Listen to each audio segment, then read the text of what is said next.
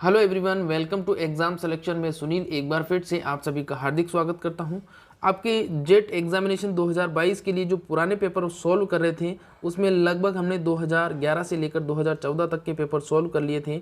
आज अपना next paper है 2015 का। इसके जो 40 क्वेश्चन है एग्रीकल्चर के वो अपन सॉल्व करने वाले हैं। बहुत ही इंपॉर्टेंट क्लास होने वाली है, इसलिए प्लीज़ वीडियो को लाइक और चैनल को सब्सक्राइब कर दीजिए ताकि फ्यूचर में आने वाली वीडियोज़ के नोटिफिकेशन आपको समय समय पर मिलते रहें। और एक बात और बता देता हूँ, आज शाम को जो क्लास लगेगी आज से वो आप लोगों को बता देता हूँ इंपीरियल एग्रो क्लासेस पे लगेगी, क्योंकि इस चैनल पर कुछ समस्या हो गई है, लाइव स्ट्रीमिंग में प्रॉब्लम आ रही है। ठीक है, तो यहाँ पर बात करते हैं अपन क्वेश्चन नंबर फर्स्ट की। क्वेश्चन नंबर फर्स्ट यहाँ पर पूछा गया है, निम्न में से कौन सी नस्ल श्रम कार्य के लिए उपयुक्त है? ए है आपका थार पारकर, बी है नागौरी, सी है गिर और डी है साहिवाल। यहाँ पर राइट आंसर की बात करते हैं अपन, क्या हो जाएगा इसका राइट आंसर?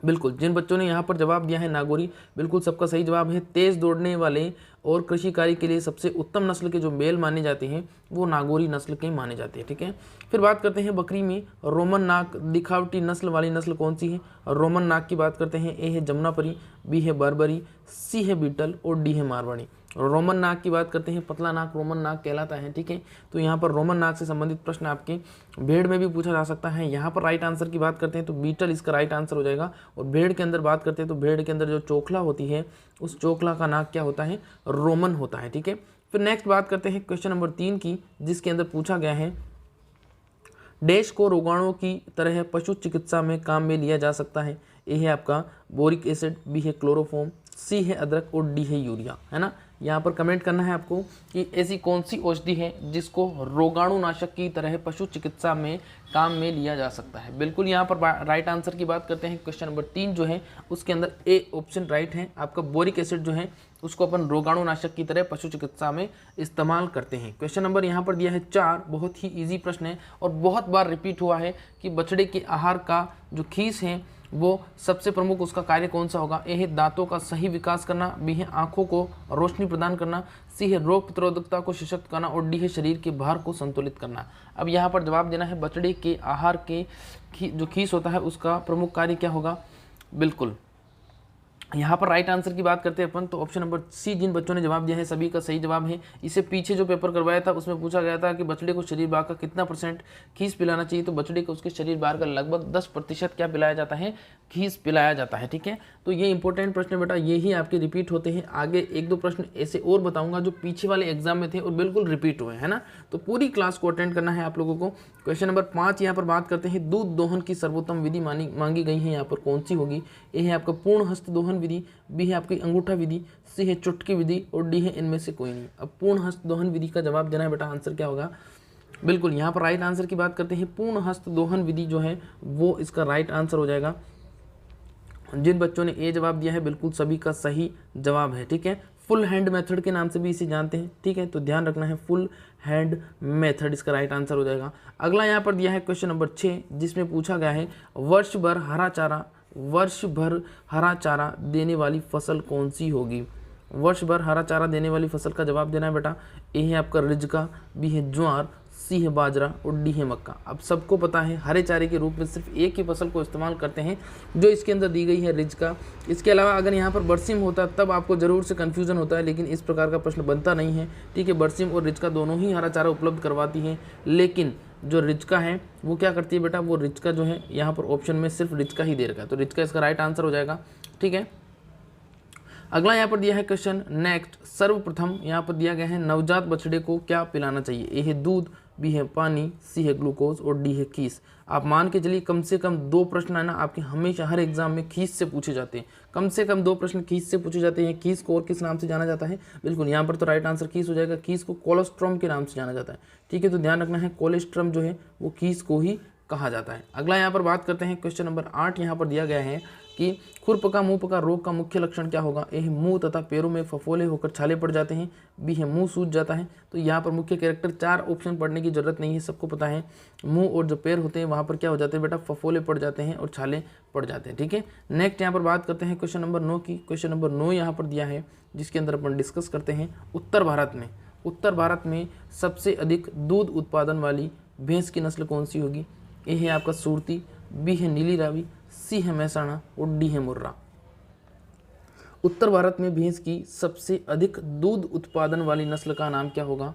बिल्कुल यहाँ पर राइट आंसर की बात करते हैं तो राइट आंसर ऑप्शन, अगर राइट आंसर की बात करते हैं तो इसका राइट आंसर क्या हो जाएगा? बिल्कुल जिन बच्चों ने यहाँ पर जवाब दिया है उत्तर भारत हेतु दे मुर्रा, बिल्कुल सबका सही जवाब हो जाएगा मुर्रा, इसका राइट आंसर हो जाएगा। ठीक है, फिर क्वेश्चन नंबर यहाँ पर बात करते हैं 10 की, जिसमें दिया गया है निम्न में से कौन सी विदेशी गाय की नस्ल है? ए है जर्सी, बी है हरियाणा, सी है कांकरेज और डी है राठी। कमेंट करना है आप लोगों को विदेशी गाय की नस्ल कौन सी है। देखो जैसा कि नाम से ही यहाँ पर पता चल रहा है विदेशी गाय की नस्ल कौन सी हो जाएगी? जर्सी, है ना, जर्सी विदेशी गाय की नस्ल हो जाएगी। ठीक है, नेक्स्ट अपन बात करते हैं, अगला यहाँ पर दिया है क्वेश्चन नंबर 11, जिसमें दिया गया है कि मक्का की पत्तियों में लाल बैंगनी रंग प्रकट होने का कारण क्या है? मक्का की पत्तियों में लाल बैंगनी रंग का प्रकट होने का कारण, ए है आपका फास्फोरस, बी है आपका ए है फास्फोरस की अधिकता, बी है फास्फोरस की कमी, सी है कैल्शियम की कमी, इस कैल्शियम की अधिकता और डी है कैल्शियम की कमी।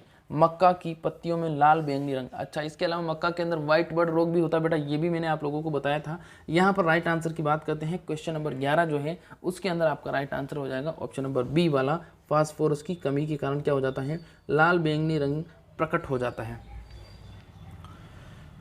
क्वेश्चन नंबर 12 यहाँ पर दिया गया है कि दक्षिणी पूर्वी राजस्थान में सोयाबीन की बीज दर। अब सोयाबीन की बीज दर लगभग मैंने 3 से 4 बार आपको टेस्ट सीरीज में करवाई है बेटा, अब आपको इसका जवाब देना है, एक भी आंसर आपका गलत नहीं होना चाहिए। क्वेश्चन नंबर ए है आपका 50 किलोग्राम, बी है 60 किलोग्राम, सी है 80 किलोग्राम और डी है 150 किलोग्राम।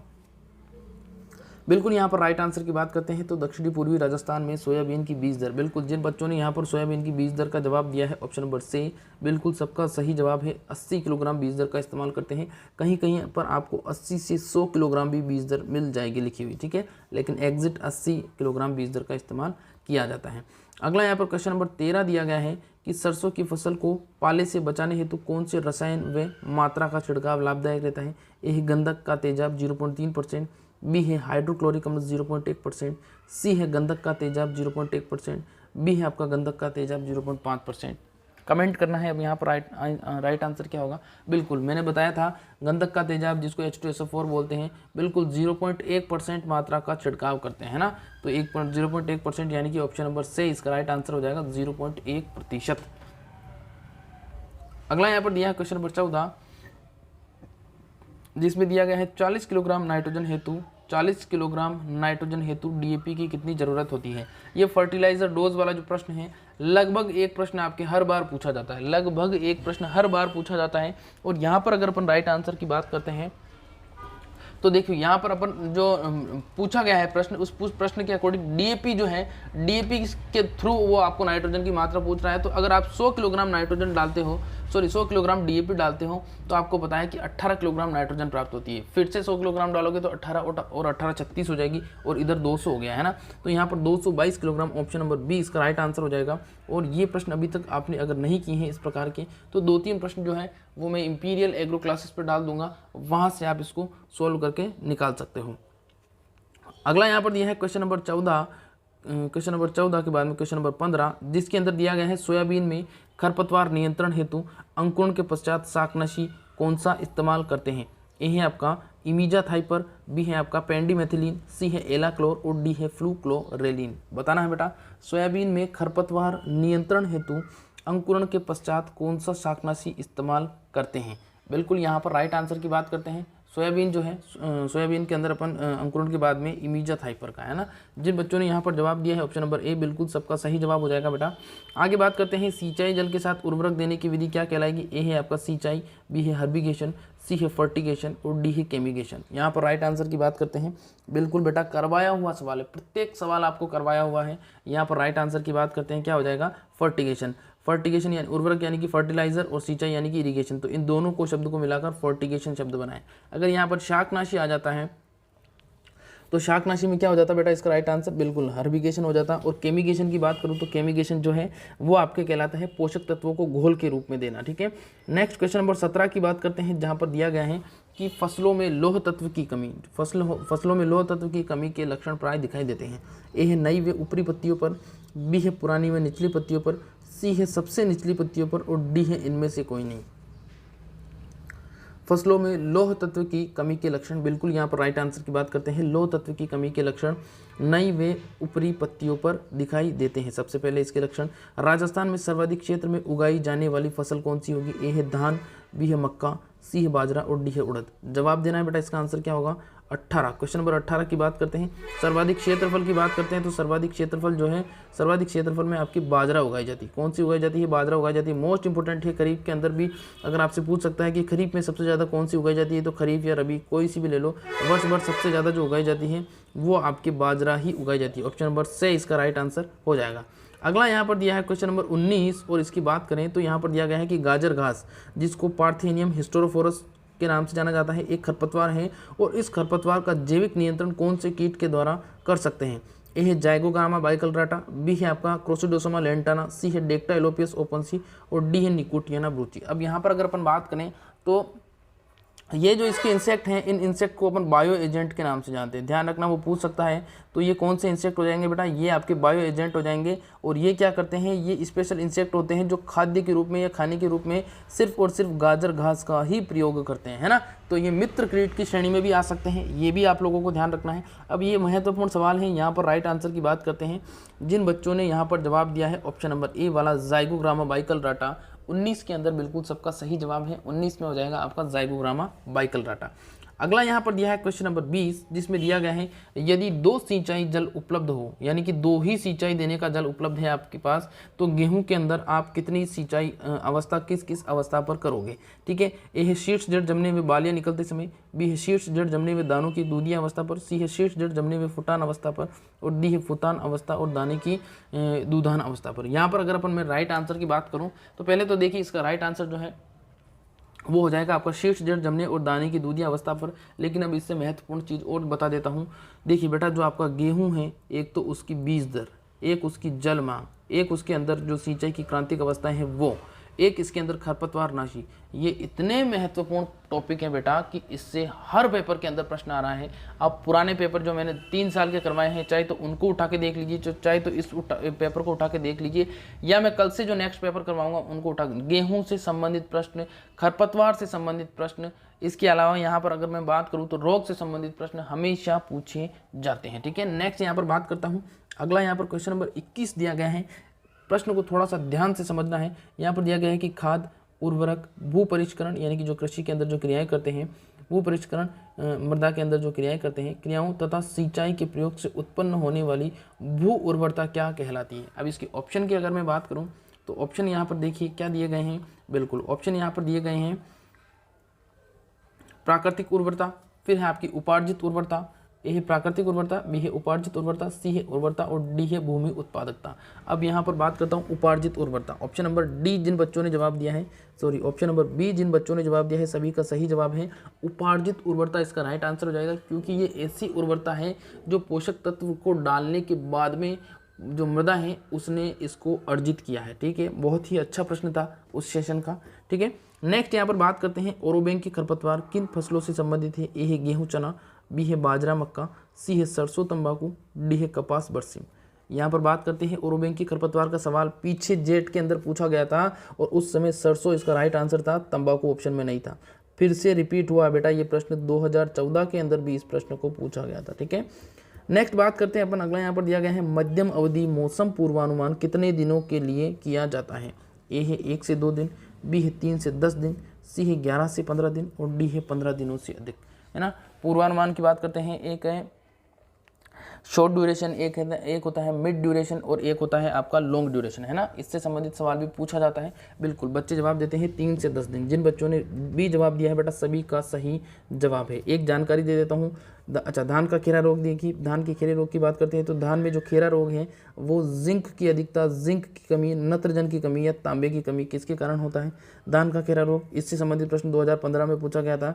डॉक्टर YL नैनो जो थे उनके लेने के देने पड़ गए थे और ये प्रश्न उनसे संबंधित था कि इसकी खोज किसने की थी। तो जो आपके धान का खेरा रोग है उस खेरा रोग की खोज किसने की थी? डॉक्टर YL नैने ने की थी। ठीक है, अब यहाँ पर बात करते हैं सोयाबीन की जल्दी पकने वाली, तो सोयाबीन की जल्दी पकने वाली किस्म कौन सी हो जाएगी? बिल्कुल यहाँ पर PK 472, JS 335, फिर है आपका JS 9305 और NRC 12। यहाँ पर ये प्रश्न जो था थोड़ा सा इसको टिपिकल डाला गया था, क्वेश्चन नंबर 25 जो था। हालांकि इस प्रकार के प्रश्न नहीं पूछे जाते, लेकिन एक आध प्रश्न तो आना स्वाभाविक है ना।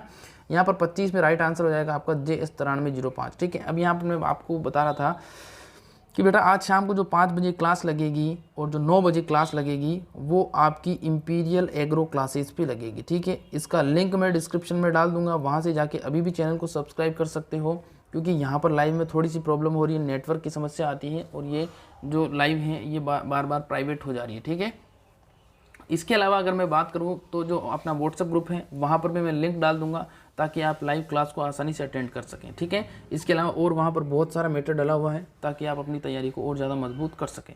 ठीक है, नेक्स्ट यहाँ पर बात करते हैं क्वेश्चन नंबर 25 यहाँ पर दिया गया है। 25 के बाद में 26 यहाँ पर दिया गया है कि गेहूं की फसल में चौड़ी पत्तीदार खरपतवार के नियंत्रण हेतु किस शाकनाशी का प्रयोग करते हैं। ए है आइसोप्रोट्यूरान, बी है मेट सल्फ्यूरॉन, सी है आपका मेट सल्फ्यूरॉन मिथाइल और डी है आपका एलाक्लोर, है ना। यहाँ पर बात करते हैं खरपतवार, गेहूं में खरपतवार की बात करते हैं। अब देखिए गेहूं से संबंधित 3 प्रश्न इस एग्जाम में पूछे जा चुके हैं ना। यहाँ पर राइट आंसर की बात करते हैं, इसका राइट आंसर हो जाएगा ऑप्शन नंबर से, जिन बच्चों ने जवाब दिया है मेट सल्फ्यूरॉन, क्वेश्चन नंबर 26 के अंदर बिल्कुल सबका सही जवाब है। ठीक है, अब यहाँ पर दिया है अधिक जल बचत के लिए फसल की कौन सी सिंचाई विधि सबसे उपयुक्त मानी जाती है। ए है कूड़ विधि, बी है क्यारी विधि, सी है सीमांत पट्टी विधि और डी है फव्वारा विधि। अब सबको पता है कुंड विधि में बहुत ज़्यादा पानी चाहिए, क्यारी विधि के अंदर भी पानी का नुकसान बहुत ज़्यादा होता है। ठीक है, तो सबसे ज़्यादा बचत जो होती है वो फव्वारा सिंचाई विधि में होती है। जिन बच्चों ने यहाँ पर जवाब दिया ऑप्शन नंबर डी बिल्कुल सबका सही जवाब है। अगर यहाँ पर बूंद बूंद सिंचाई विधि की बात करते हैं अपन तो उसमें लगभग 95% तक जल की बचत होती है। अगला यहाँ पर दिया है क्वेश्चन नंबर 28, जिसमें पूछा गया है लवणीय और क्षारीय मृदाओं का क्रमशः पीएच, विद्युत चालकता व विनिमयशील सोडियम प्रतिशतता कितनी होगी। अब ये प्रश्न आप पीछे जो 2 पेपर मैंने करवाए हैं 2012 का और 2014 का, उस पेपर को उठा के देखना, वहाँ पर भी ये प्रश्न सेम आपको मिलेगा। ठीक है, तो ये इस प्रकार के प्रश्न आपके जरूर से आएंगे, ये आप लोगों को ध्यान रखना है। ठीक है, यहाँ पर बात करते हैं राइट आंसर की, तो राइट आंसर इसका क्या हो जाएगा, बिल्कुल क्वेश्चन नंबर 28 जो है उसके अंदर राइट आंसर हो जाएगा आपका ऑप्शन नंबर ए। जिन बच्चों ने यहाँ पर जवाब दिया है पीएच 8.5 से अधिक होता है, ईसी यानी कि इलेक्ट्रिक कंडक्टिविटी की बात करते हैं तो 4 डेसी साइमेंस से अधिक होती है, और ईएसपी की बात करते हैं तो 15% से अधिक होता है ना। ठीक है, आगे हम बात करते हैं क्वेश्चन नंबर 29 की। क्वेश्चन नंबर 29 यहाँ पर दिया गया है राजस्थान के जो कृषि विश्वविद्यालय हैं उनके मुख्यालय का जो क्रम है वो आपको क्रमशः बताना है जलवायु खंड के आधार पर। ठीक है, प्रश्न समझ में आ गया होगा, फिर से पढ़ के बता देता हूँ। यहाँ पर प्रश्न को पूछा गया है कि राजस्थान के कृषि विश्वविद्यालयों के मुख्यालय तथा कोटा, जोबनेर, उदयपुर व बीकानेर क्रमशः किन कृषि जलवायु खंडों के अंतर्गत आते हैं। यानी कि ये पूछ रहा है कि जो आपकी Kota university, Jobner university, Udaipur university, Bikaner university है वो किस किस जलवायु खंड में किस किस प्रकार से आती है। ठीक है, तो यहाँ पर अगर अपन बात करते हैं तो सबको पता है कोटा यूनिवर्सिटी तो पंचम में ही आएगी, सबको पता है। क्वेश्चन नंबर 29 के अंदर फिर भी मैं आपको सीधा सीधा बता देता हूँ, क्वेश्चन नंबर 29 जो है उसके अंदर राइट आंसर हो जाएगा ऑप्शन नंबर बी वाला, यानी कि 5वें जलवायु खंड में कोटा, फिर 3rd ए के अंदर आता है आपका जोबनेर, फिर इसके बाद में 4th ए के अंदर आता है आपका उदयपुर, और फिर आता है 1st सी के अंदर आता है आपका बीकानेर। ठीक है, आगे बात करते हैं 1st सी जो है, 1st सी के अंदर बेटा ध्यान रखना है जोधपुर भी आता है। ठीक है, सॉरी जोधपुर 1st ए के अंदर आता है ना। ठीक है, नेक्स्ट बात करते हैं अपन, अगला यहाँ पर दिया है क्वेश्चन नंबर 30, जिसके अंदर दिया गया है आपका कि फसलों में जीवन रक्षक सिंचाई व भूजल वृद्धि की जल संरक्षण की राजस्थान सरकार की योजना कौन सी होगी। उस समय का ये करंट का पूछा हुआ प्रश्न है ना, करंट एग्रीकल्चर जो है उससे प्रश्न को पूछ लिया था। ए है आपका लिफ्ट सिंचाई योजना, बी है खेत तलाई योजना, सी है डिग्गी योजना और डी है इनमें से कोई नहीं। फसलों में जीवन रक्षक सिंचाई व भूजल वृद्धि की जल संरक्षण की योजना की बात करते हैं, बिल्कुल बच्चे जवाब देते हैं ऑप्शन नंबर बी। कोई बात नहीं बेटा, नहीं पढ़ा हुआ तो खेत तलाई योजना जो है इसका राइट आंसर हो जाएगा। हालांकि इस प्रकार के प्रश्न अब नहीं आएंगे, कभी कभार वो करंट के हिसाब से उनको पूछ लिया जाता है। ठीक है, नेक्स्ट बात करते हैं अपन, अगला यहाँ पर दिया है क्वेश्चन नंबर 31, जिसमें दिया गया है कि महाराष्ट्र के कोंकण क्षेत्र में इपिकोटाइल ग्राफ्टिंग का प्रयोग या प्रवर्धन करने के लिए किसका इस्तेमाल करते हैं। ए है अनार में इस्तेमाल करते हैं, बी है अंगूर में करते हैं, सी है आम और डी है लीची। यानी कि जो इपिकोटाइल ग्राफ्टिंग हम करते हैं वो किस विधि या वो किस फल वृक्ष के अंदर। आम मेरे मुंह से निकल गया, कोई बात नहीं, आम के अंदर हो जाएगी ये। इसको स्टोन ग्राफ्टिंग के नाम से भी जाना जाता है बेटा, ठीक है। नेक्स्ट बात करते हैं, फल सुषुप्त अवस्था पाई जाती है, इसको जाइगोडोर्मेंसी या युग्मक सुषुप्त अवस्था के नाम से भी जानते हैं। कम से कम 5 से लेकर 7 बार ये प्रश्न मैंने आपको करवाया है, ठीक है। यहाँ पर राइट आंसर आंवला हो जाएगा। फाइलेंथस एम्ब्लिका या एम्ब्लिका ऑफिसिनेल, गुणसूत्र संख्या 28 होती है बेटा, ठीक है। आगे बात करते हैं, बेर की अर्ली उमरान जो है उसका चयन कहाँ से किया गया है। ए है गुजरात से, बी है राजस्थान से, सी है हरियाणा से और डी है मध्य प्रदेश से, है ना। यहाँ पर राइट आंसर की बात करते हैं, बेर जो होता है बेटा जिजिफस मोरिशियाना, उसका जो चयन है इसकी जो वैरायटी का अर्ली उमरान का गुजरात से है, ठीक है। नेक्स्ट यहाँ पर बात करते हैं, क्वेश्चन नंबर यहाँ पर दिया है क्वेश्चन नंबर 34, जिसमें दिया गया है कि अर्का मृदुला किसकी किस्म है। एक बेटा आप लोगों को मैंने कल ही बताया था क्लास के अंदर, मृदुला जो है वो अनार की है, सबको पता है, और अर्का मृदुला अमरूद की हो जाएगी, ठीक है। अमरूद जिन बच्चों ने जवाब दिया है सभी का सही है। फिर बात करते हैं, भिंडी का बढ़वार काल होना चाहिए। ये उस समय का बहुत ही धांसू प्रश्न था बेटा, टफ प्रश्न था। यहाँ पर पूछा गया है, लंबा, गर्म या नम होना चाहिए, छोटा, ठंडा या नम होना चाहिए, छोटा, गर्म या सूखा होना चाहिए, लंबा, ठंडा या सूखा होना चाहिए, ठीक है। यहाँ पर बात करते हैं अपन राइट आंसर की, तो भिंडी जो है मालवेसी है ना। भिंडी से संबंधित भी मैंने कहा था बेटा एक ना एक प्रश्न हमेशा पूछा जाता है, ठीक है। जिन बच्चों ने यहाँ पर जवाब दिया है ऑप्शन नंबर ए बिल्कुल सबका सही जवाब हो जाएगा, ठीक है।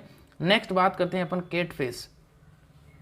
क्वेश्चन नंबर 30 दिया गया है, केट फेस एक विकार है, भिंडी में, टमाटर में, फूल गोभी में या प्याज में। बताना है बेटा, केट फेस एक विकार है। केट फेस जो है एक विकार होता है, ये किस में होता है, बिल्कुल टमाटर जो है उसका जो शेप है वो कैसा हो जाता है, उसके शेप के अंदर कुछ इस प्रकार की गिठान पड़ जाती है, इसे ही अपन केट फेस के नाम से जानते हैं।